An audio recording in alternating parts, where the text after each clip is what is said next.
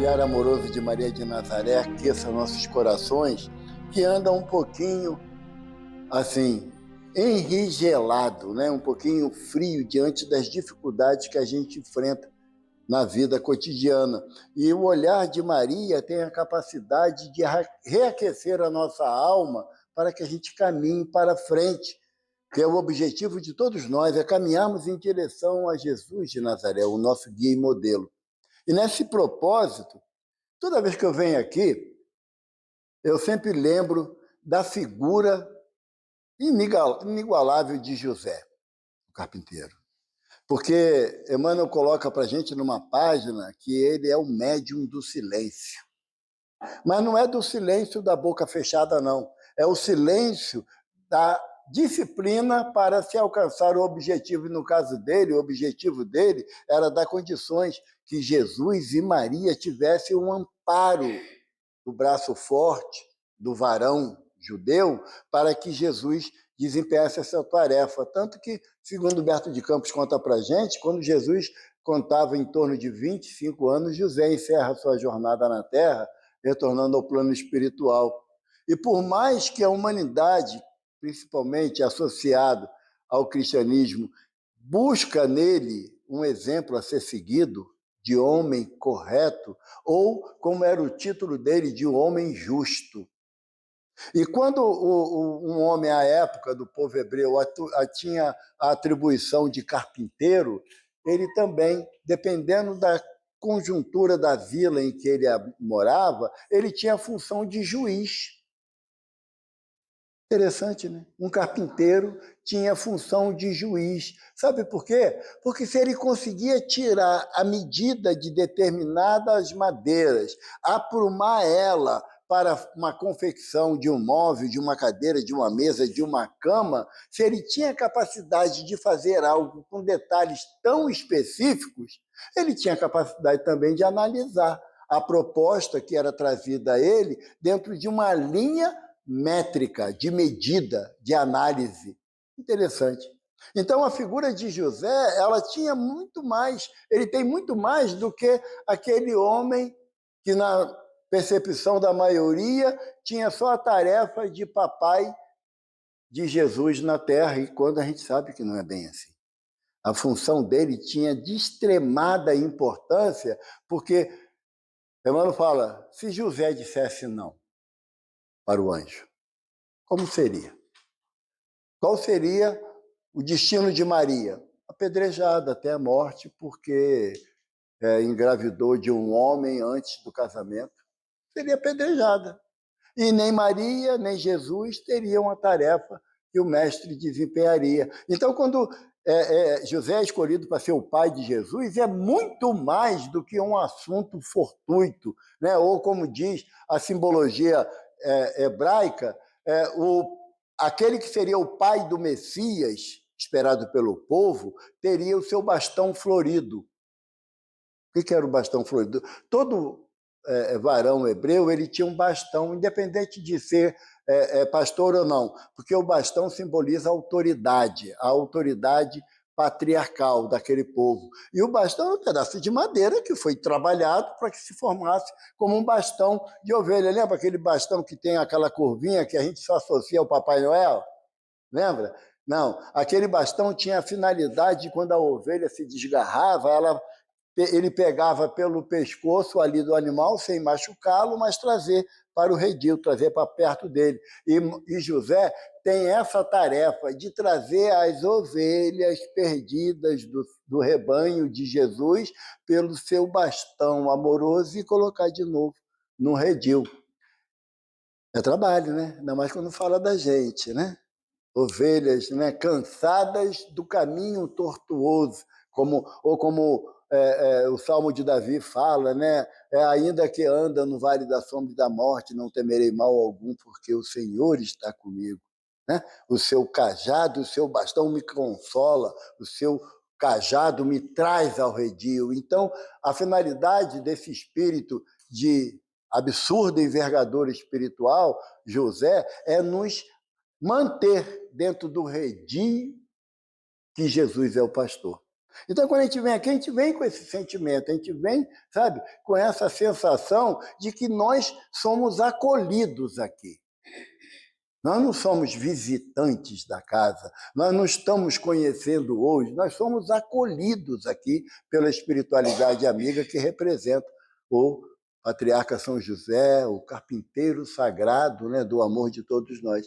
Então, quando a gente vem, e aí é invariável, porque o tema de hoje está lá no capítulo 15 do Evangelho, segundo o Espiritismo, é fora da caridade não há salvação. Primeiro a gente tem que entender o que é caridade e o que é salvação, que está nessa máxima, né, que Paulo de Tarso traz para a gente através da codificação kardeciana. Caridade, a gente vai lá se não me engano, 626, né, do Livro dos Espíritos, que Kardec pergunta aos benfeitores como é a caridade que como Jesus entendia a caridade. Eu costumo dizer que é a resposta mais complicadora do Livro dos Espíritos. É a mais complicadora. Por quê? Porque depois que você toma conhecimento dessa resposta dos benfeitores, não dá para fazer do jeitinho brasileiro. Sabe? Não dá. A encrenca da gente é essa, sabe, Luiz? Que a gente sempre quer fazer uma coisa... Não é bem assim. Aí eu quero trazer a lei para o meu entendimento. E um benfeitor uma vez falou que a maior... Sabe por que nós nos revoltamos contra a lei de Deus? Por isso somos espíritos reencarnacionistas numa forma intensa aqui na Terra, porque a lei de Deus não tem jeitinho. Ou é. Não dá para você burlar. E lá Kardec, quando pergunta como é a caridade, como Jesus a entende, aí os espíritos dizem a Kardec, benevolência para com todos, não é só para os amigos e nem para os familiares, é para com todos. Benevolência. O que é benevolência? É o ato da bondade. Não é você, mesmo observando o caminho errado que o irmão está tomando em função das suas vontades, é você olhar ele com um olhar bom. Porque Jesus fala que se teu olho é bom, todo teu corpo é luz. Né? A receita é do mestre. E com o mestre não dá para você tentar dizer... Uma vez eu fiquei desesperado, sabe, Rubens? Porque eu ouvi um irmão falar assim, Jesus quis dizer isso. Como pode? Sabe? Um ser pequenininho entrar na mentalidade de um Cristo a ponto de querer interpretar a palavra do mestre como sendo a verdade absoluta. Não dá. Então, benevolência para com todos é o primeiro atributo da caridade como Jesus entende. O segundo é a indulgência, benevolência e a indulgência ilimitada. Ou seja, ninguém é mau. Ninguém é mau. Porque quando você é indulgente com o próximo, você compreende até o direito dele errar. Sabe? A gente tem essa postura de analisar assim, não, olha só, o que Jesus fala para Pedro? Humberto de Campos relata isso para a gente na Cartas e Crônica. Pedro estava no pátio de Caifás e olha, antes da negação, ele olha lá para dentro da grade do subsolo e vê Jesus sendo chicoteado. Já estava com a coroa de espinho, não é? Ensanguentado, ele olha e pensa assim, como são maus os homens contigo, mestre. Jesus olha para Pedro, recebe o pensamento dele e devolve. Pedro, o homem não é mau, é ignorante. Isso é indulgência. Isso é indulgência. Porque quando alguém não me agrada naquilo que eu estou falando, ou naquilo que eu estou fazendo, eu classifico de inimigo, de opositor, que não sabe de nada, não faz nada, só eu que faço, ainda quer criticar. A indulgência é o oposto disso, é compreender a dificuldade do outro, de entender a tua atitude. Então, é uma proposta de profunda... Uma frase, sabe, que falam muito no movimento espírita, e quando falo eu fico tremendo. É tal da empatia. Ser indulgente é ser empático, é você ter empatia com o outro, compreender a dificuldade do outro. E normalmente nós colocamos empatia como uma forma de não se envolver na dificuldade de alguém. Acabou meu gás. É triste mesmo, né? Todo mundo já passou por isso. Eu sei como você se sente, ó. Dá no pé, porque sabe que quando fala que acabou o gás, vai pedir uma colaboração. Não é? A gente sabe disso. A empatia, que eu acho mais dolorosa, sabe qual? Qual é, Rubens? Quando uma pessoa fala assim, meu filho morreu.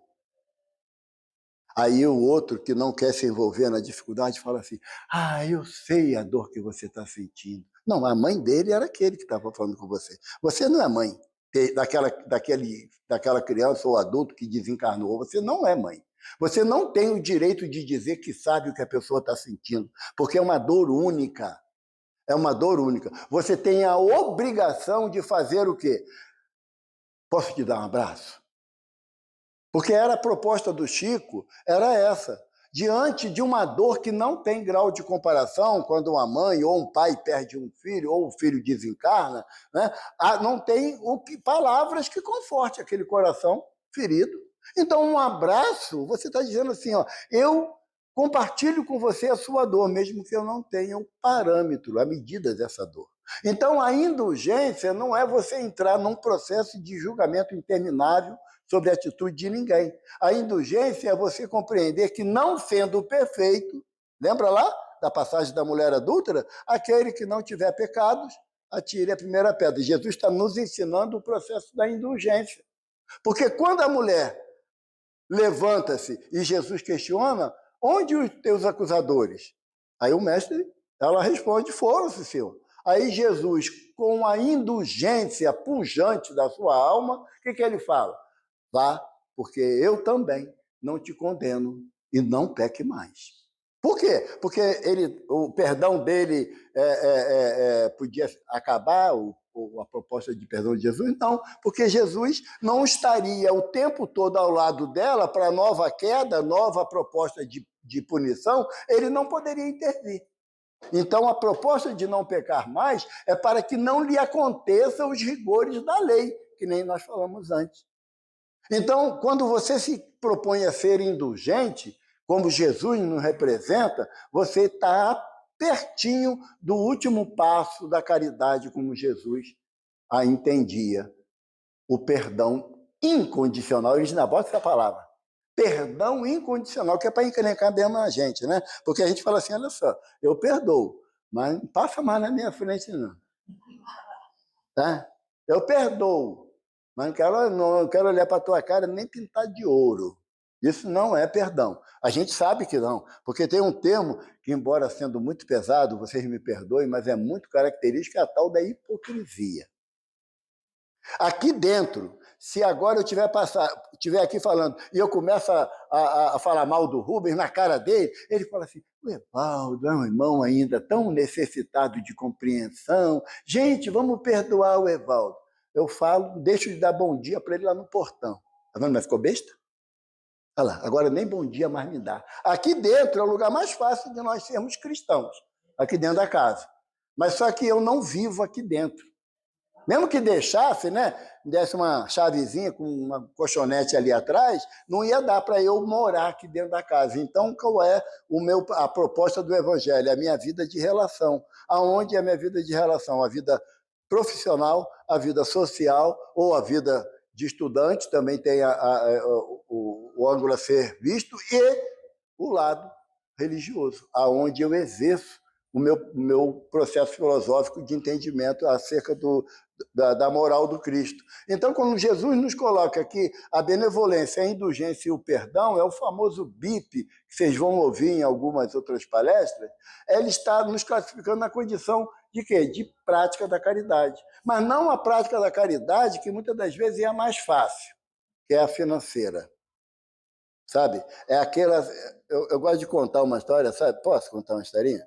Você deixa? Hoje é excepcionalmente. Hoje, só hoje, eu prometo que é só hoje. Eu estava lá no Meia, né? E eu fui tomar um café numa lanchonete.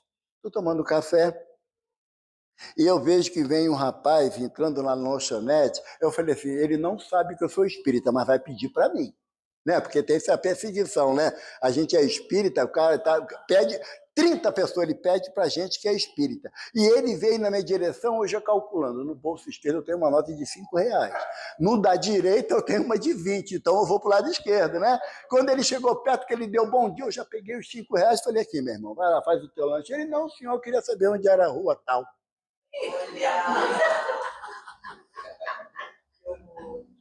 Eu não consegui acabar de tomar o café. Eu falei, eu vou levar você lá.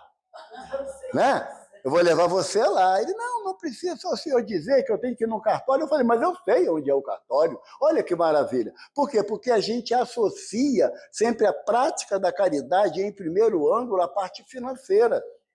A gente não dá a caridade do ouvido. Porque você... E quando você sabe que o cara é contador de história? Né? Que tem aqueles que são contadores de história, né? Ou então aquela pessoa que fala diariamente, constantemente sobre o mesmo problema. Não, aqui não tem. Lá no CACX tem muito disso, sabe? Lá na minha casa, sabe? Você vai, eu já sei a história, mas a gente tem que ouvir de novo. Porque é a caridade de algo que eu ainda não exerço, que é a caridade da paciência. Que a caridade, a paciência é a ciência da paz. A partir do momento que eu começo a trabalhar esse sentimento no meu íntimo, nada que aconteça ao redor tira a minha paz. Nada vai justificar eu falar, olha, a paciência tem limite, porque não tem, é virtude. Virtude não tem limite. A virtude tem um passo inicial quando você se propõe a desenvolver aquela virtude, mas ela é ilimitada. Por quê? Porque não sou eu que falo, é Jesus. Amai-vos uns aos outros, aí ele dá um parâmetro que é complicado, como eu vos amo. Porque senão, o meu amai-vos uns aos outros, eu tenho 5 filhos. E com as graças de Deus vem mais um neto aí, 5 netos. Quem vocês acham que eu vou amar primeiro? O filho de vocês, o neto de vocês ou os meus? Por quê? Porque o meu amor ainda é egoísta. Não é o amor que a proposta de Jesus nos fala. Porque quando você pega lá a primeira epístola de Paulo aos Coríntios, no capítulo 13, a excelência do amor, poderia falar a língua dos anjos, dos homens, mas se não tivesse amor, nada seria como um símbolo que retine. Né? Essa primeira frase, se falasse a língua dos homens e dos anjos, não é do Renato Russo, não, é de Paulo de Tarso. Porque eu falo isso e as pessoas já começam a cantar a música do Renato Russo na mente, né? Aí eu tenho que tirar assim, o mérito do Renato Russo, porque não é dele mesmo, é de Paulo de Tarso. Tá? Então, quando Paulo nos propõe isso, é por quê? Porque a gente busca a questão da excelência da caridade, aonde? Lá fora? Não, aqui dentro. Porque Paulo fala assim para a gente lá no capítulo, no item 10, a máxima, fora da caridade não há salvação, estão encerrados os destinos dos homens. Porque a caridade a gente já definiu, né? É benevolência, indulgência e perdão. Agora, e salvação? E agora? O que é salvação? Eu falo uma coisa, sabe, Rubens, e as pessoas me olham meio torto, mas eu tenho que falar. A doutrina espírita não é salvacionista. Quem acha que vem aqui, vai tomar um passe, beber água energizada e está resolvido o problema, está perdido. Se não praticar a mudança íntima do entendimento, vai continuar na mesma situação que nos encontramos. Tá? Agora, a doutrina ela é progressista, não é salvacionista. Por que é progressista? A partir do momento que eu mudo a minha conduta, eu não posso mudar a conduta dos outros, porque eu não tenho domínio sobre isso. A partir do momento que eu mudo a minha conduta, eu começo a perceber a necessidade de progredir, de caminhar para frente. Quando eu tenho a ideia de doutrina salvacionista, que nem alguns irmãos de outras vertentes cristãs têm, eu fico sentado na cadeirinha, assistindo a palestra pública, na hora do passe fecho o olhinho, às vezes lembro de fazer prece, outras vezes eu lembro que eu esqueci a janela aberta, se chover. Não vai chover não, eu vi que não vai... Na hora do passe, tá? Na hora do... Ou então fala assim, gente, amanhã tem que acordar cedo que tem que trabalhar, né? Tomara que não demore muito o passe, que quando o Rubem começa a falar é um desespero. É um macaquinho. Não é que eu leio o pensamento não, gente, é que eu penso tudo isso também, sabe? É uma constante. Por quê? Porque a gente tem a dificuldade de fixar o nosso pensamento naquilo que nós estamos fazendo. Você lembra a proposta lá dos mestres indianos da meditação? E a gente entende errado, que fala que eles fazem a meditação para esvaziar a mente. É impossível você esvaziar a mente, você não pensar em nada. Só adolescente, né? Quem está pensando? Nada. Adolescente consegue, mas a gente já adulto não consegue, não há possibilidade. Por quê? Porque tem um estudo de um psicólogo americano que ele diz que a gente emite cerca de 80 mil pensamentos por dia. 80 mil por dia. Agora, o que você pensa é uma decisão só sua. Sabe? É só sua. Porque o mesmo Paulo de Tarso fala lá na segunda carta aos Coríntios que nós somos acompanhados por uma nuvem de testemunha. E o que nos acessa essa nuvem? Através do nosso pensamento. Paulo não diz que essa nuvem de testemunha ela é uma nuvem branquinha, cheia de pontinhos luminosos, pensamento no bem. Ele não diz, mas pode ser aquela nuvenzinha da família Adams, lembra? Aquela escura cheia de raios e trovão. Por quê? Porque quando eu não penso no bem. E olha só o que Paulo fala para complicar a vida da gente. Ele fala assim, ó, para fazer-se o bem, mister sempre se torna a ação da vontade. Para não praticar o mal, basta as mais das vezes a inércia e a despreocupação. Então, se eu não estou produzindo nada de útil para mim e para o próximo, eu estou fazendo mal. Porque para fazer o bem, eu tenho uma ação da vontade. Um dia um benfeitor falou para a gente assim, o Rubem lá na casa, você ser amado dá um trabalho danado. É um exercício bem estafante mesmo, você ser amado. Porque para você ser amado, você não pode exigir o amor de ninguém. Você tem que cativar o amor do outro. Então é trabalhoso. Ele falou, mas para ser odiado basta um estalar de dedos. Muitas das vezes um não. Um não. Dentro da casa espírita, o não é tão complicado. Sabe? Lá no CSX, a gente luta muito, não é aqui, graças a Deus, não, com a questão do melindre. Sabe? Pois, mas lá no CSX, não vai lá não, Luiz. Lá tem a porção de melindroso lá. Olha só, por que você não fechou a porta? Só eu que tenho que fechar a porta? Tem 40 pessoas aqui, só eu que fechar a porta? Né? A gente tem um hábito do questionamento, de reclamar. Reclamar é clamar novamente. A gente só clama aquilo que é ruim. Né? A gente só reclama do que é ruim. Alguém reclama que ganha na loteria de novo. Que coisa chata, gente. Né? Coisa chata, como é que pode? A gente não faz isso. A gente clama pelo que não é bom naquele momento para a gente. E reclamar é clamar novamente. Então, quando nós não entendemos a nossa função dentro de uma sociedade, que a doutrina dos espíritos ela é composta por 3 elementos: ciência, filosofia e não. Eu sempre gosto de falar isso, que o pessoal sempre fala religião. Não é. Se você pegar lá o início do Evangelho, no objetivo da obra do Evangelho segundo o Espiritismo, Kardec vem falar que nós podemos abordar o Evangelho de Jesus sobre 5 aspectos. 5 aspectos. O aspecto histórico, que é muito conflitante, o aspecto social do povo hebreu daquela época, o aspecto religioso daquela sociedade hebraica, porque eram os fariseus e saduceus, eram a doutrina dominante, o aspecto de um povo dominado pelo romano e o aspecto moral. E diz Kardec assim, vamos nos ater ao aspecto moral porque não há contestação. Quem pode dizer, em qualquer âmbito de conhecimento filosófico religioso, que o amar a Deus sobre todas as coisas e o próximo como a ti mesmo é errado? Não dá para falar. Não é? Amai os vossos inimigos. É uma proposta de Jesus totalmente inovadora, porque ele fala isso no Evangelho, aprendei o que foi dito. Amarás o teu próximo e aborrecerás o teu inimigo. Eu, porém, vos digo, amai até os vossos inimigos.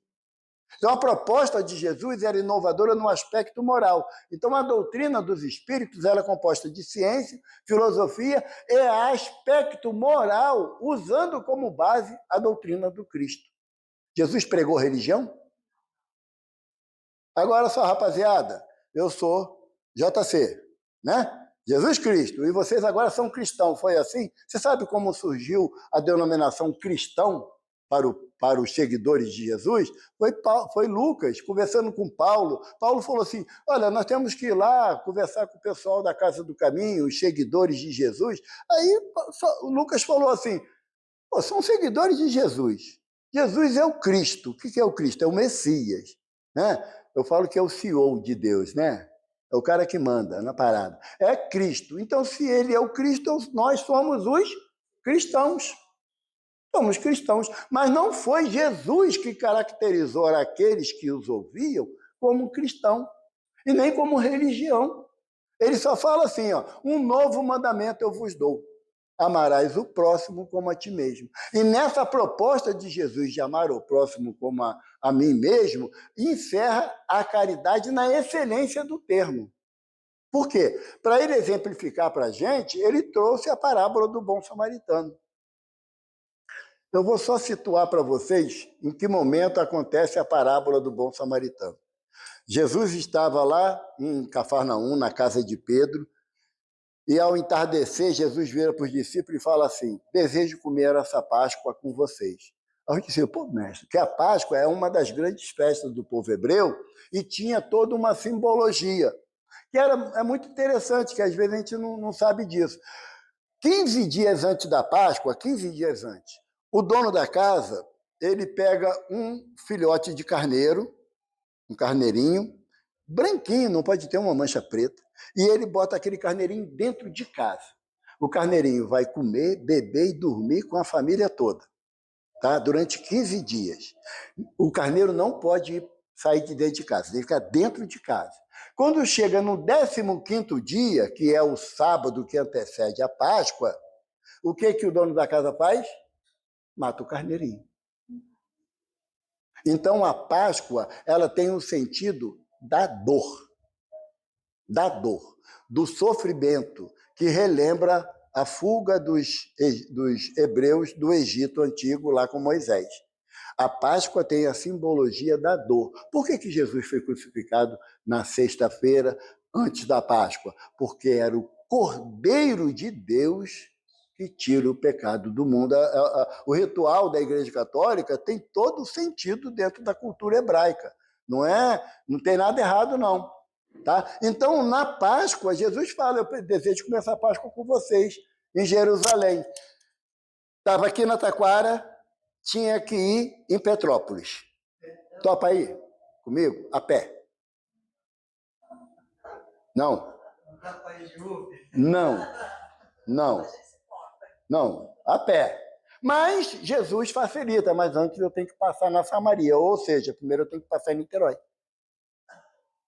Entendeu? Eu tenho que ir para Niterói para depois fazer a volta e ir para Petrópolis. A proposta de Jesus é essa. Aí os discípulos falaram assim, mestre, é mais longe. E era mais perigoso, porque o caminho melhor era pegar a Augusto Luiz, BR-40, né, ir margeando ela, subir a serra, estava em Petrópolis. E aí você tinha que passar pela Cidade de Deus, pela Rocinha. Entendeu como é que é a parada? Você ir pela Samaria representava isso. Por quê? Porque a Samaria, como era mais distante, e pelo margeando o Jordão, era muito movimentado, é um rio que ele tem transportes até hoje, né, náuticos. Então, ir pela margeando o rio era mais seguro, mas Jesus queria ir pela Samaria. Aí João pega com o André e fala assim, nós vamos na frente para poder conseguir hospedagem para a gente, porque era uma caminhada de um dia. E para o hebreu andava no nascer do sol até o pôr do sol. À noite ele não caminhava. À noite não fazia parte de nenhuma convenção para o povo hebreu. Então eles iam levar um dia, paravam no deserto da Judéia, no outro dia de manhã caminhariam até a Samaria. Tá bom? Quando eles chegam lá na Samaria, o que João fala? Mestre, ninguém quis dar abrigo para a gente, pois somos judeus. Havia uma rixa já aos 15 séculos do judeu com o samaritano. Aí João fala assim, porque tinha uma lenda que dizia o seguinte, o meu sogro, ele mora na ilha, eu vou andando para lá, passo na porta dele e ele é obrigado a me dar hospedagem. Na cultura árabe até hoje, não tem outro jeito, eu tenho a chave, né? Eu tenho a chave do portão, não tem para onde fugir. Aí, só que se ele não quisesse me dar a hospedagem, né, se eu estiver sozinho, era mais difícil, mais fácil ele não me dar a hospedagem. Mas quando eu estou com a filha dele, ele quebra o galho e eu entro. Né? Eu poderia pedir a Deus que caísse fogo do céu sobre a casa dele. A lenda hebraica era essa, a tradição hebraica. Aí João falou assim, Senhor, quer que nós peçamos fogo do céu para cair sobre todos os samaritanos? Eu não gostava deles mesmo, resolvia o problema. Aí Jesus fala uma frase que até hoje a gente não entende. Jesus fala assim, o Filho do Homem veio para salvar e não para matar. E quando alguém faz alguma coisa que a gente não gosta, ou então a sociedade diz que é um absurdo, o espírita de rótulo diz que a pena de morte é uma necessidade para a Terra. O espírita de rótulo, porque o espírita, no entendimento da frase de Kardec, que o verdadeiro espírita é aquele que promove a sua transformação moral, e pelo esforço que emprega em domar as suas más inclinações, ele jamais desejaria que uma unha do seu inimigo caísse. O espírita no contexto que Kardec nos propõe. E muitas das vezes nós ainda lutamos ainda com as feras que nós precisamos domar, porque temos muitas feras dentro de nós indomadas, a ponto de, na maioria das vezes, a gente ouve falar assim, olha, mexe comigo, eu até dou um jeito de entender. Agora, se mexer com um filho meu, eu viro um bicho. Então, o que eu estou dizendo? Eu ainda tenho mais do bicho do que do humano dentro de mim. Então, por isso que eu preciso domar as minhas más inclinações, porque são animais ferozes. Então, quando Jesus pernoita na rua, né, na estrada, tem o lance da mulher samaritana, que não vamos entrar no mérito do poço de Jacó. Ele, no outro dia, ele empreende a sua jornada em direção a Jerusalém. Ele chega em Jerusalém no quarto dia da viagem. Quarto dia da viagem. Lembra quando Lázaro morreu? Ele chegou lá em Betânia 4 dias depois, era a distância que ele teve que andar. Então ele chega em Jerusalém 4 dias depois. Quando ele chega em Jerusalém, tem aquela festa, né? Hosanas ao filho de Davi, Hosanas ao filho de Davi, né? Que aí Humberto de Campos diz que Jesus manda pegar o burrinho, ele senta no burrinho e entra na cidade. E o burrinho deu uma sorrisão, que a festa, né? Estava fazendo uma festa, né? Aí o anjo fala assim, burrinho, a festa é para Jesus, não é para tu, não. A gente ainda fica rindo, achando que a espiritualidade está aqui porque eu estou. Sabe? Eu sou o mais importante aqui. Não, o importante é aquele que ama, aquele que perdoa, aquele que é indulgente. Esse é importante. Eu estou num processo longo de aprendizagem. Né? Então, Jesus entra em Jerusalém, quando ele desce do burrinho, aquela fama toda, por isso que tem o ditado até hoje, né, que a mesma mão que aplaude é aquela que joga pedra, porque foi isso que nós fizemos naquela época, batemos palma para Jesus, depois crucificai, crucificai. Mas quando Jesus desce do burrinho e vai para a casa de Nicodemos, que era um simpatizante da proposta do Cristo, um sacerdote para ele fala, mestre, o que devo fazer para conquistar a vida eterna? Aí Jesus fala, amarás a Deus sobre todas as coisas, de todo o teu entendimento, de todo o teu coração e de toda a tua alma.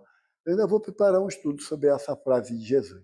E o próximo como a ti mesmo. Aí o sacerdote pergunta, quem é meu próximo? Sabe por que o sacerdote perguntou? Não é que ele estava em dúvida, não. Era um teste para Jesus, porque tinha duas correntes filosóficas do povo hebreu em relação ao próximo, que aconteceu lá atrás com Abraão, Abraão, pai dos hebreus, há 2.900 anos antes de Jesus. Abraão estava na tenda dele naquela época, a família, né? A família que dizia carpinteiro. A gente vai andar pelo mundo afora. Então, cada família tem uma tenda. E ela tinha um formato da letra U. Na ponta da tenda era a família mais jovem, que era mais forte, mais robusta. O patriarca daquela família ficava na confluência do U, porque ele tinha que ser protegido. Abraão estava na sua tenda e ele olha e, de repente, tem 3 homens à sua frente. Aí ele pensa, pô, ninguém tocou a jofar, que é aquela corneta com tubo, com chifre de carneiro, né? Mas ninguém avisou que tinha gente estranha chegando. Ninguém falou nada, então é anjo. É anjo. E se é anjo, ele é bem-vindo na minha casa. Aí Abraão levantou, ofereceu água para os homens lavarem os pés. Aí o Haroldo até brinca, né? Poxa, o cara chega de uma viagem e dá água só para o cara lavar o pé. Anda no deserto, de sandália, o dia todo, sol de 50. Quando o nego te dá uma baciazinha com água, refrigera até o perispírito, né? Né? Então, Abraão ofereceu algo. E o que Abraão falou? Todo aquele que chega à minha tenda é meu irmão. Então, tinha uma corrente que entendia que todo hebreu era meu irmão, porque ele entrava na minha tenda. E uma outra corrente, que era majoritária, dizia que meu próximo, meu irmão, é toda a humanidade, que era a proposta de Abraão. Então, quando o sacerdote pergunta a Jesus quem é meu próximo, o sacerdote queria o quê? Polemizar. Ele queria a discussão estéril, que é uma característica do farisaísmo. Sabe aquela reunião de diretoria que todo mundo discute por uma vírgula que foi posta no texto, e a vírgula não quer dizer nada, é uma vírgula só.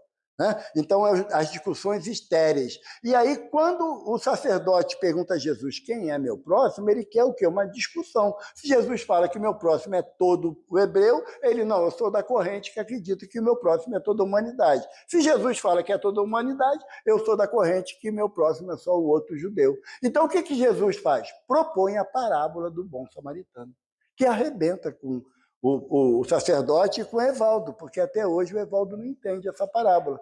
Porque no final, a gente não vai falar da parábola, mas no final da parábola, Jesus pergunta assim ao sacerdote: quem se fez próximo do homem caído? Não é quem é o próximo.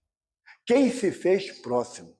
A proposta do Evangelho é você, voltamos ao termo da empatia, é você estar vendo um irmão caído aqui na calçada, perto do shopping, não é passar a perna por cima, porque ele está em cima da calçada, então não vai passar na rua. Não é você ser indiferente, como fala aqui o apóstolo Paulo aqui na mensagem, não é você ser indiferente, é você se fazer próximo da pessoa.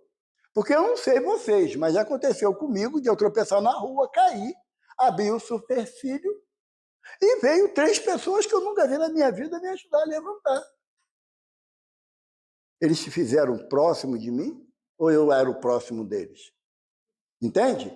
Então a proposta de Jesus é você, para a prática da caridade, não é escolher a quem tu vai ajudar. Não dá para escolher. É você estar disposto a atender a necessidade do outro dentro das suas possibilidades. Porque Kardec pergunta aos benfeitores, qual o limite da caridade? Os benfeitores respondem, das suas forças. Porque eu não posso, a título da caridade, eu extravasar as minhas possibilidades e que depois eu entre na carência por eu ter querido praticar a caridade. Então, a prática, o fora da caridade na salvação está associado às oportunidades de tarefa que me são trazidas pela espiritualidade.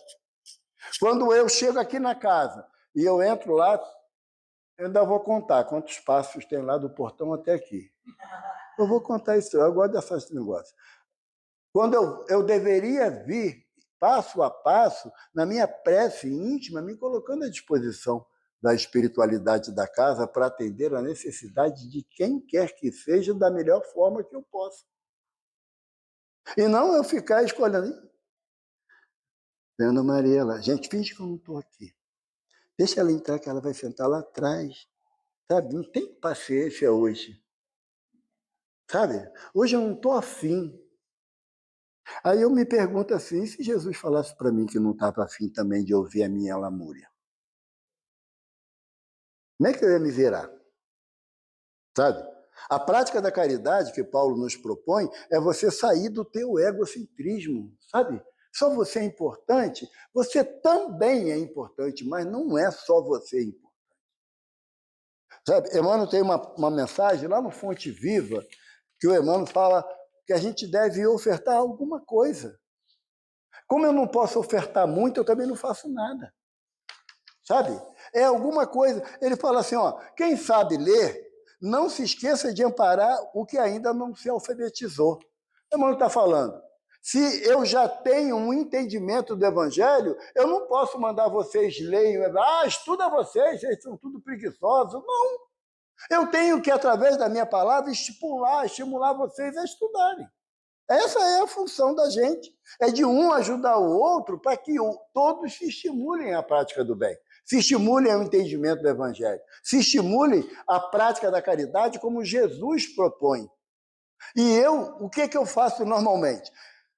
Tem o livro Missionários da Luz, de André Luiz, né, que é o terceiro livro da série. André Luiz, o benfeitor que orienta nesse livro é Alexandre. E Alexandre relata o que acontece numa reunião, numa casa espírita, e ao término da reunião, era uma reunião mediúnica, e ao término da reunião, as pessoas se dirigindo para suas casas, e Alexandre, André Luiz e Hilário acompanharam a mãe, o filho e a filha mais nova, o filho já um homem adulto, e a mãe.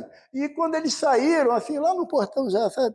Ai, que reunião boa, né? Puxa, coisa tão agradável, aprendemos tanta coisa, e dentro daquele clima que realmente a gente sai da casa espírita com aquela alegria de ter participado, não é? Aí, mas eles mal chegaram a 100 metros da casa espírita, aí o filho vira para a mãe e fala assim, mãe, enquanto a gente estava lá dentro, o ambiente de paz era acolhedor, mas tão logo saímos, os problemas se avolumam na nossa mente.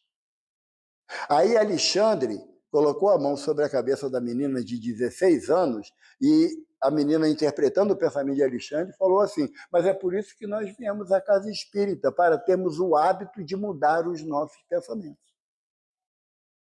Ou seja, quando eu saio daqui, da mesma forma que eu cheguei, que os pensamentos eles voltam para a minha mente, na mesma intensidade que quando eu vim para cá, as minhas preocupações, as minhas dores, as minhas dificuldades, eu estou dizendo o quê para a espiritualidade que não me assiste aqui? Olha só, está aqui, legal, beleza, me deram um passe, estou bem, mas meu problema está lá no portão. Chega lá, eu pego ele de volta e vou para casa com ele. Então, eu não estou me propondo a receber a caridade que a espiritualidade me oferece e muito menos a minha proposta de transformação. Porque não dá para nós ainda pensarmos que basta vir à casa espírita que meus problemas acabaram. Isso é a organização Tabajara, lembra daquele programa? Né? Seus problemas acabaram, a organização Tabajara. E não é a proposta da espiritualidade, muito menos da doutrina dos espíritos para nós. A proposta é que, a partir do momento que eu compreenda o objetivo da caridade, eu me proponha a coisa mais difícil, que é mudar o meu entendimento, o meu comportamento. É muito mais fácil eu apontar erros de quem quer que seja. É muito mais fácil. Mas eu era criança, a minha mãe, e assim, eu sou o caçula de 6 filhos, eu era bastante caguete, sabe? Porque o irmão fazia uma besteira, mas foi ele. Aí minha mãe falava assim, quando você apontar o dedo para alguém, e a gente aponta assim como se fosse uma arma, né? Vai lá, é fulano. Aí minha mãe falava assim, um dedo você aponta para quem você está acusando. Agora o outro dedo está para Deus, ser testemunha da sua acusação. E os outros 3 voltados para você. Quem é que está com o maior peso de responsabilidade? Aquele que eu estou apontando ou os 3 dedos que estão para mim? Então, a proposta da doutrina espírita não é eu identificar o erro de ninguém. Joana de Anjos fala para a gente no livro O Homem Integral, que a partir do momento que eu identifico o erro do meu semelhante, é porque ele ainda está gritante dentro de mim. Porque eu não estabilizo a minha emoção a ponto de compreender a ação do outro. Eu julgo, condeno e quero aplicar a lei de imediato. Fora da caridade é o que? É a prática permanente. A caridade, eu vou falar, trazer o sogro para uma palestra. Né? Eu sogro, né? Oi? Não, e quando assim a sogra está junto, eu levo também. A coisa é mais séria, né? Porque, por quê? Porque ou a gente busca o entendimento um com o outro, que é muito fácil eu falar que sou amigo do Luiz. Eu vejo o Luiz de 3 em 3 meses, né, Luiz? Agora, eu cultivar a amizade do meu sogro, que temos uma convivência próxima, eu na casa dele, ele na minha casa, é o objetivo. É o objetivo. Por quê? Porque todos nós temos os nossos entraves e não dá mais para ter síndrome da Gabriela. Sabe o que é síndrome da Gabriela? Nasci assim, cresci assim, vou morrer assim, vou para um umbral assim. A proposta vai ser essa, porque se eu não mudar, eu não tiver o entendimento que não adianta eu querer dar um passe no Rubens achando que o meu passe vai fazer a grande diferença, porque não vai. Não vai. Ele pode ali, na hora do silêncio dele, da prece dele, estar me dando passe. E ocorre isso com muita frequência, só que a gente não vê espiritualmente aquela ação. Então, a proposta da caridade é aquilo que eu tiro de mim, na minha essência. E quantas vezes, não vale filho, né? Que às vezes filho faz a mesma pergunta 355 vezes. Não vale filho. Isso é quando uma pessoa dá teu grupo de relação que você tem que repetir inúmeras vezes para você mesmo, que é fora da caridade, que não há salvação. Essa salvação que Paulo propõe para a gente, que está no Evangelho de Jesus, era um termo usual da época, não de atual. Porque à época entendia-se que bastava o homem cumprir com os seus atos exteriores no templo, que já estava tudo resolvido. Nós evoluímos, progredimos bastante. E sabemos que o que vai contar é como eu me relaciono na minha vida diária. Na minha vida diária. Falava antes de começar, tem um ditado popular que fala, diga-me com quem andas que eu direi quem tu és. O doutor Bezerra mudou esse ditado, ele falou, diga-me o que pensas que eu direi com quem tu andas. Quando eu ouvi isso a primeira vez, alguns anos atrás, me encheu de responsabilidade que eu tenho que começar a tomar conta do meu pensamento. Penso coisa errada todo dia e muitas vezes durante o dia. Mas eu já tenho o alerta. Evaldo, está pisando na bola. Não é por aí. Isso daí, você sabe que vai dar ruim para você. Então, muda o pensamento. E essa é a luta cotidiana. Porque nós temos que ter um processo de disciplina para mudar a nossa conduta. Mas como é que nós entendemos a disciplina? Como o rigor de uma ordem a ser cumprida. A gente entende disciplina assim. Como é que Emmanuel propõe para a gente, lá no Pão Nosso, disciplina? Ele diz que a disciplina é quando você coloca o objetivo a ser alcançado como o primeiro motivo. O meu objetivo hoje, meu objetivo era vir aqui para a gente conversar. Eu tenho que ter a disciplina de me preparar, de estudar, para quando chegar aqui, não falar abobrinha. Teorema de Chutágoras, né? Eu acho que é isso, eu acho. A doutrina não trabalha com o processo do achismo. A doutrina trabalha com o processo de aprendizagem. De aprendizagem. E essa aprendizagem, ela requer uma disciplina. Porque senão, novamente Paulo de Tarso, poderia falar a língua dos homens e dos anjos, mas se não tiver amor, nada serei. Então, quando ele me propõe isso, ele diz que a caridade é paciente, ela é indulgente, não exige nada. Aí eu entendi por que eu não faço a caridade. Porque eu ainda sou intempestivo, é no meu tempo. Olha só, eu vou te dar isso, mas você toma jeito na sua vida. Sabe?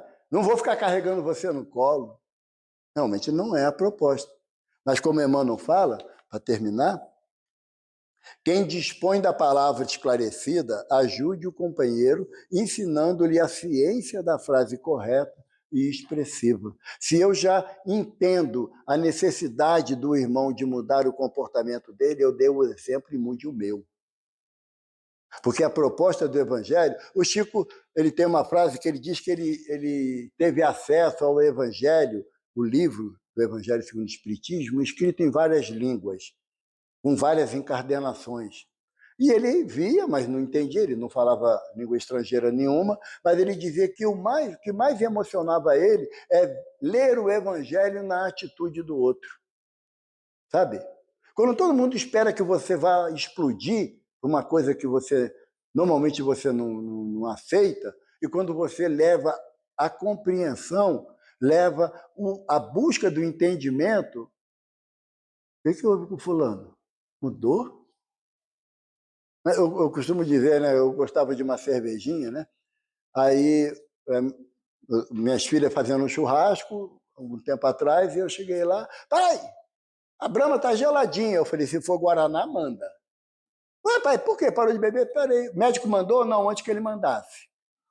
Né? Porque chega num momento que você vai ser orientado a abandonar determinados hábitos. Por quê? Porque não te fazem bem. Então, se você tomar a decisão de mudar antes que seja impositivo, sabe? Lá na casa, né, o Rubens sabe, eu já falei, nós temos um trabalho de tratamento espiritual com a equipe de Dr. Erma. E quando alguém fala assim, doutor Erma, eu não tenho tempo, é muita coisa que eu tenho que resolver. Aí o doutor Erma fala assim, eu vou dar um jeito, pedir ao nosso Senhor Jesus Cristo, vou botar você 2 meses em cima de uma cama para você arrumar tempo. Aí logo, logo a pessoa desiste. Sabe, não, doutor Erma, eu vou resolver sim. Então, nós estamos assim numa extensão da nossa moratória no aspecto espiritual, material, não temos condições de afirmar, mas uma moratória no aspecto espiritual. Por quê? Porque nós estamos dentro de uma casa espírita. Todos nós erramos o caminho. Se a gente fosse para outra igreja de viés cristão, a gente fazia o que quisesse na hora que quisesse. Dentro da doutrina espírita, nós somos levados a um processo de transformação, para que a nossa prática de caridade saia daquela visão que Jesus nos orienta de dar com a esquerda assim que a direita o saiba. Sabe? O nosso processo de caridade não é alardear a ação que nós cometemos, mas trazer para o nosso íntimo aquilo que o mestre fala na parábola dos talentos, goza da alegria do teu Senhor. Sabe? Quando você toma a decisão correta de mudar o comportamento. Pratiquemos mais a caridade. Diz André Luiz no Sinal Verde, pratica a caridade mesmo que seja por ostentação, porque o princípio é melhor do que fazer o mal. Mas é um caminho gradual, mas constante. Para isso que nós estamos matriculados aqui, na casa de José o Carpinteiro, que jamais ele deixou de atender a necessidade de quem quer que fosse, mesmo na sua penúria, na sua dificuldade, como até hoje ele faz com a gente, graças a Deus.